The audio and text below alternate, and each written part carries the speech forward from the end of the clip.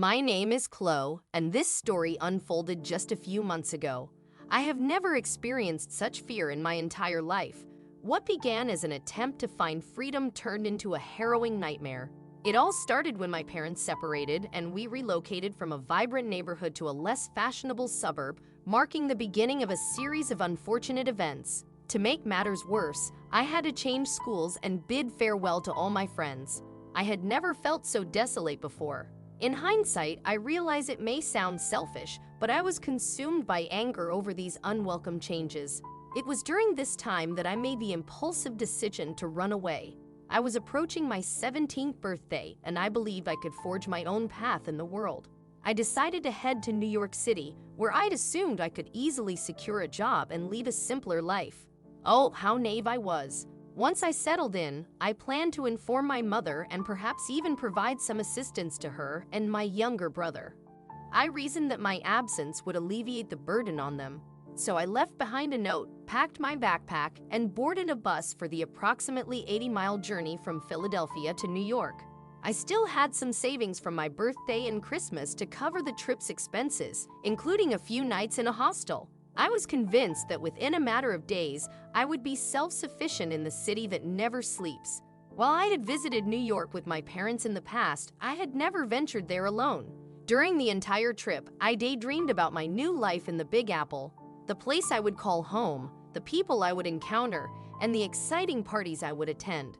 However, these fantasies quickly faded upon my arrival, as the city greeted me with an overwhelming cacophony of noise and an intensity I hadn't anticipated. Armed with the address of a budget-friendly hostel, I set out to locate it. It hadn't appeared to be a significant distance from the bus station on the map, but lugging my heavy backpack through the bustling streets made it feel like a considerable trek. Passers-by hurried past, absorbed in their own worlds, and no one appeared approachable or flashed a friendly smile, a stark contrast to the atmosphere back home, where people usually took a moment to exchange greetings. My spirits were already sinking as I reached the hostel, only to be met by a stern-faced receptionist who informed me that they were fully booked for the night and the following night. She pointed out that I should have made reservations in advance, a thought that hadn't even crossed my mind. In that moment, I felt like bursting into tears like a child stranded far from home, which in reality was precisely my situation. That's when I encountered Leo. I was aware that my parents had always cautioned me against speaking to strangers, but in this unfamiliar city, everyone was a stranger to me. I reasoned that if I were going to make a life here, I needed to start forming connections. Besides, Leo appeared to be a decent guy, clean-cut and well-spoken, not one of the destitute souls roaming the streets. He seemed to be in his mid to late 30s and wore an expression of concern. "Hey, are you okay?" he asked. Leo had a warm smile, and he was the first person to show any kindness since I'd left home. Unless you've been in such a situation, it's difficult to comprehend the relief I felt hearing a friendly voice. So please reserve judgment. Anyway, I explained that I was searching for work in New York and had anticipated staying at the hostel for a few nights.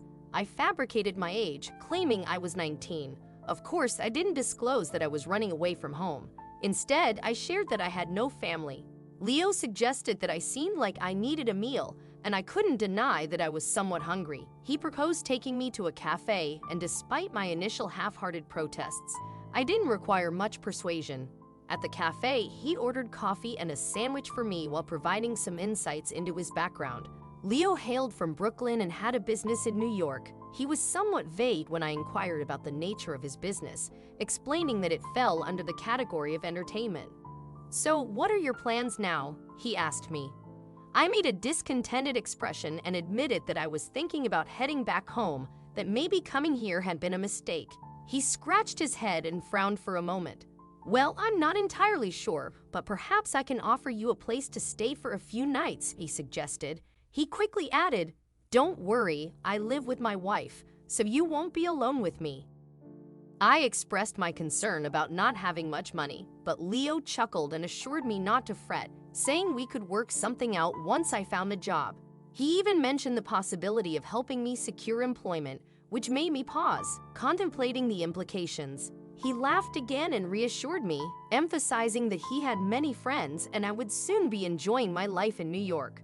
I laughed along, reminiscing about my old friends and imagining their reactions if they could see me on this daring adventure. Leo managed to put me at ease right away. In retrospect, I know it might sound naive, but I didn't hesitate to go along with him.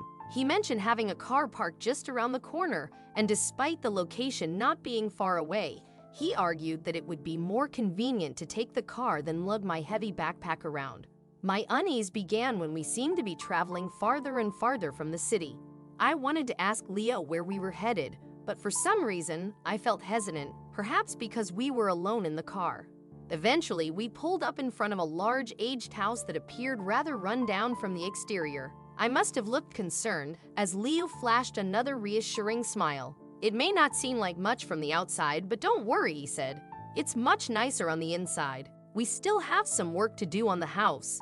His words seemed logical, and without further thought, I followed him inside. I couldn't pinpoint why, but when the main door shut with a heavy thud behind us and Leo locked it, a small shiver ran down my spine. I must have appeared anxious because Leo chuckled, reached out to touch my arm, and reassured me not to worry, mentioning that in New York, people had to lock their doors. I mustered a smile, but my unease persisted. Inside, everything felt sterile, with white walls, doors, and a nondescript beige carpet, a place lacking any distinguishing features. "Up here," Leo directed, pointing toward the stairs. Although my heart raced, I complied with his instructions, feeling out of my depth and helpless about the situation. Despite not seeing or hearing anyone else in the building, Leo unlocked a white door at the top of the staircase and guided me inside. As he flicked on the light, I noticed the room had no windows. It was plain with clinical white walls. A single bed, a dresser, and a small wardrobe occupied the center of the room. Leo tried to maintain a cheerful tone as he said, "I hope this will be okay." But his once friendly smile now carried an eerie undertone. All I could manage was a nod. "You look like you could use some rest. I'll let you unpack and relax for a while. I have to go out, but I'll be back soon," he added, his cheerfulness morphing into something unsettling.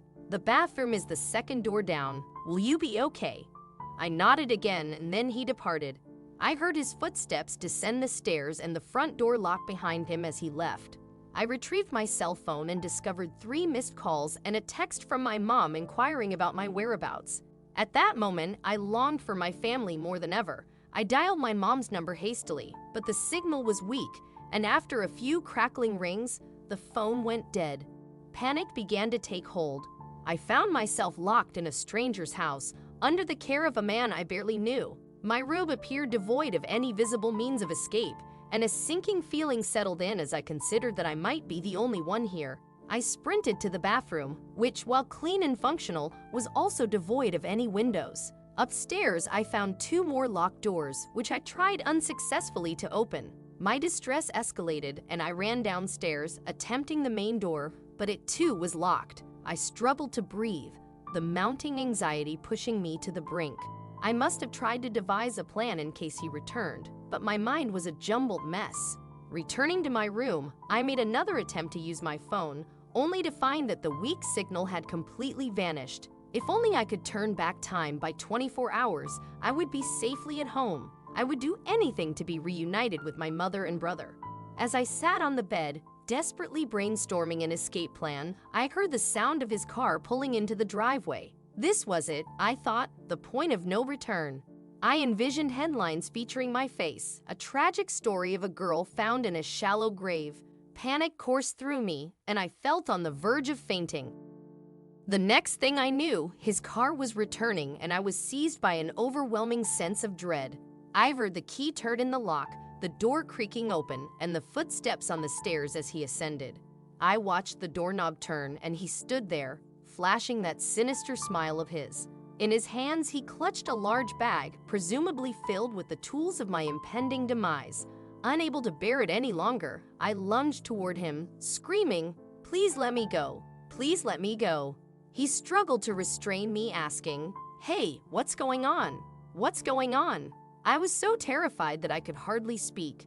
Desperate, I broke free from his grasp and retreated to the bed, cowering like a frightened kitten. Then, I heard the downstairs door open and a woman's voice calling up to us. "Are you home, Leo?" Hearing another voice was an immense relief. A short while later, a friendly young woman peeked inside the room. "Hi, I'm Lily, Leo's wife. You must be Chloe." She glanced from me to Leo and back again, her expression filled with curiosity. Leo merely shrugged. "I don't know," he replied. "I went to get Chloe some personal items to make her feel at home, and when I came back, she started crying." Lily carried the bag over and joined me on the bed. To my astonishment, the ominous instruments of doom I had envisioned turned out to be nothing more than a toothbrush, deodorant, and even a bottle of bubble bath. Tears welled up in my eyes once more, but this time they flowed from relief and the overwhelming sensation of feeling foolish. That's when I decided to reveal the truth to Lily and Leo. I confessed that I was only 17, that I had run away from home, and that I wanted to return. I omitted the part about briefly believing Leo was a serial killer. In reality, he was just a kind-hearted man